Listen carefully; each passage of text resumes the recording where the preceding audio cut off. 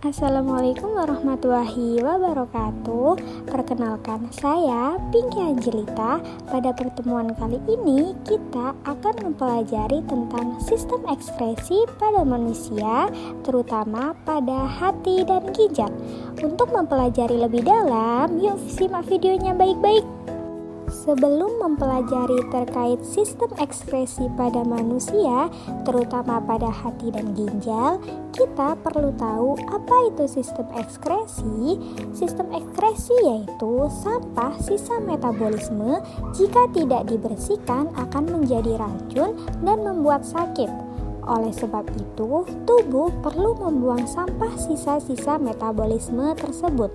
Proses untuk membuang sampah-sampah hasil metabolisme ini disebut sistem ekskresi.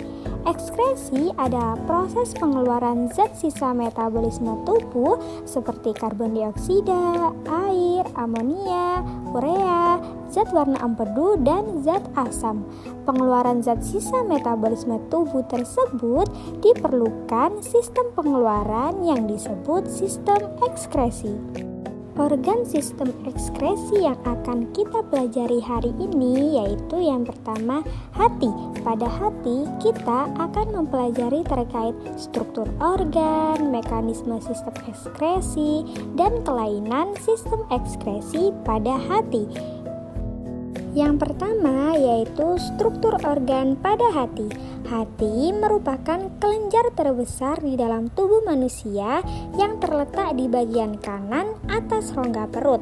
Sebagai organ yang berperan dalam sistem ekskresi manusia, hati berfungsi untuk merombak sel-sel darah merah yang sudah tua atau rusak untuk menghasilkan bilirubin yang sifatnya beracun.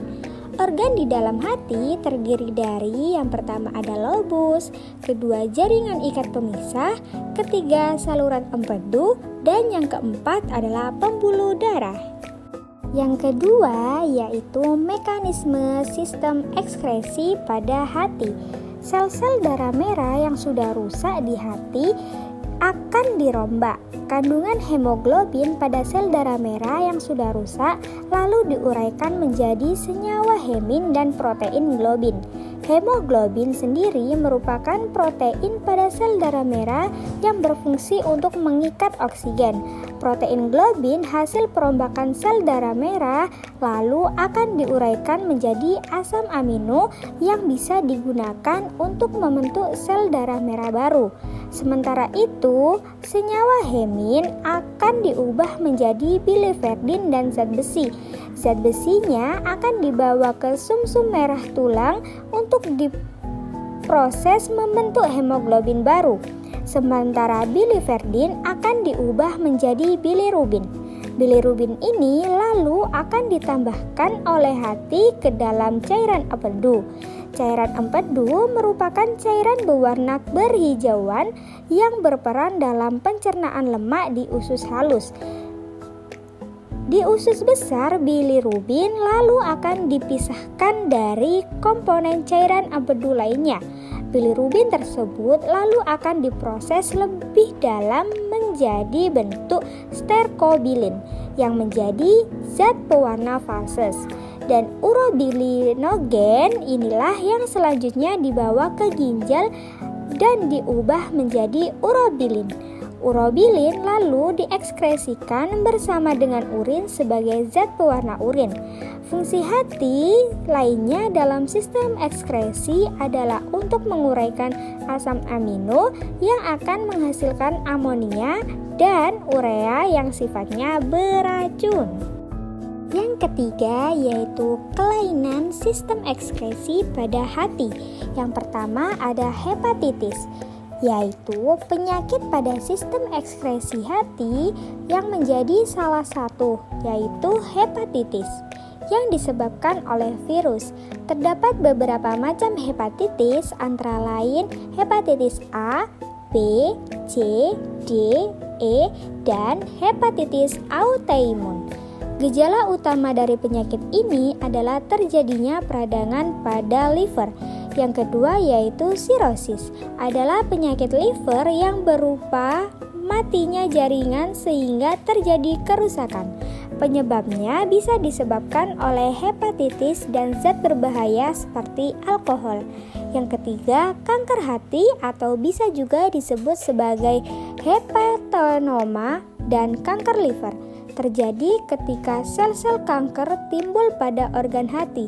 Jika hepatoma hanya terjadi pada organ hati atau liver, kanker ini termasuk kanker hati primer.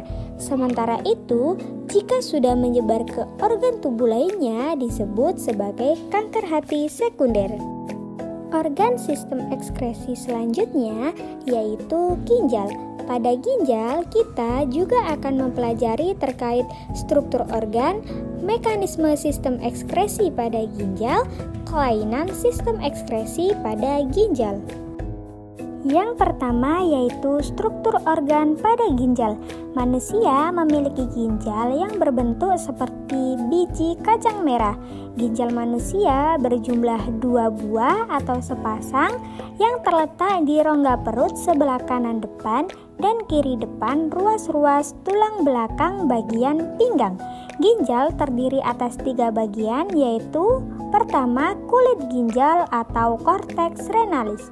Korteks merupakan bagian terluar dari ginjal yang berfungsi sebagai tempat terjadinya filtrasi dan ultrafiltrasi. Di dalam korteks terdapat nefron yang membuat permukaan ginjal lebih luas. Nefron juga merupakan komponen utama dalam proses filtrasi zat yang tidak diperlukan oleh tubuh. Yang kedua yaitu sumsum ginjal atau medula renalis. Medula ginjal merupakan bagian yang berbentuk kerucut seperti piramida. Pada medula terdapat beberapa saluran seperti tubulus collectivus, lengkung Henle, dan tubulus contortus. Fungsi medula ginjal ialah untuk menyerap zat nutrisi yang masih bisa dipakai dan dari hasil jaringan korteks ginjal. Yang ketiga yaitu rongga ginjal atau pelvis renalis. Pelvis atau rongga ginjal merupakan bagian dari ureter yang melebar. Pelvis merupakan tempat penampungan urin sementara sebelum urin tersebut menuju ke organ ekskresi ginjal. Lebih detailnya, pada organ ginjal juga terdapat beberapa organ seperti badan Malpighi merupakan bagian nefron ginjal yang terdiri dari glomerulus dan kapsul Bowman. Fungsi badan Malpighi ialah sebagai tempat di mana terdapatnya alat penyaringan darah. Yang kedua yaitu glomerulus, merupakan struktur yang berfungsi sebagai tempat penyaringan darah untuk menyaring air, asam amino, garam, urea, dan glukosa. Hasil dari saringan glomerulus disebut urin primer. Yang ketiga ada kapsula Bowman, merupakan organ berbentuk seperti kapsul yang membungkus glomerulus. Fungsi kapsula Bowman ialah untuk mengumpulkan cairan hasil penyaringan glomerulus. Yang keempat yaitu tubulus contortus proximal, merupakan tempat penyerapan kembali atau reabsorpsi urin primer. Hasil dari penyaringan tubulus contortus proximal disebut urin sekunder. Urin sekunder ini mengandung kadar urea yang tinggi. Yang kelima ada lengkung Henle, merupakan saluran setengah lingkaran yang menghubungkan tubulus contortus proximal dengan tubulus contortus distal. Lengkung Henle menjaga agar urin tidak kembali pada organ yang telah dilewatinya.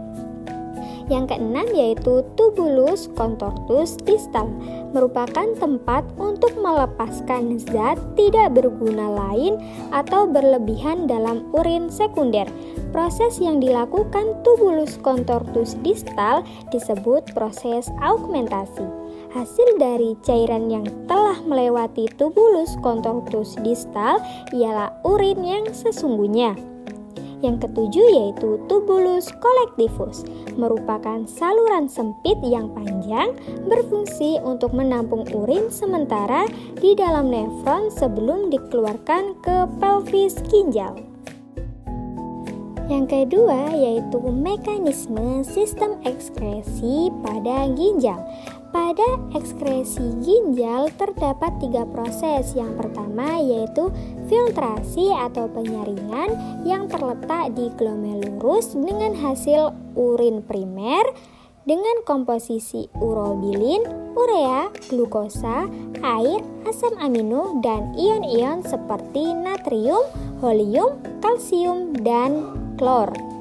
Yang kedua yaitu proses reabsorpsi atau penyaringan kembali yang bertempat di tubulus contortus proximal dengan hasil urin sekunder yang terdiri dari komposisi air, garam, urea, dan urobilin.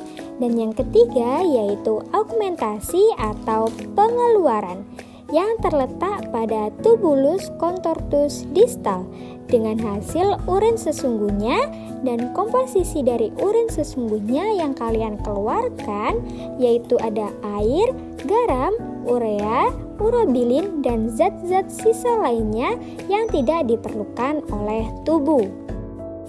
Setelah melalui proses augmentasi dan menghasilkan urin sesungguhnya, maka urin akan dikeluarkan keluar ke tubuh melalui beberapa saluran. Yang pertama yaitu ureter adalah saluran yang membawa urin dari ginjal menuju kandung kemih. Kandung kemih yaitu tempat penampungan urin sementara. Yang ketiga yaitu uretra adalah saluran yang membawa urin dari kandung kemih menuju keluar. Yang ketiga yaitu kelainan sistem ekskresi pada ginjal. Yang pertama ada gagal ginjal dan uremia. Kegagalan fungsi ginjal yang akut dapat mengakibatkan nefritis, pendarahan, dan fungsi ginjal terhenti secara tiba-tiba. Gejala yang umum adalah tidak terjadinya proses pembentukan urin yang disebut anuria. Gejala ini berbahaya karena dapat menimbulkan uremia. Uremia adalah terbawanya urin ke dalam aliran darah yang disebabkan adanya kebocoran pada salah satu saluran dalam nefron.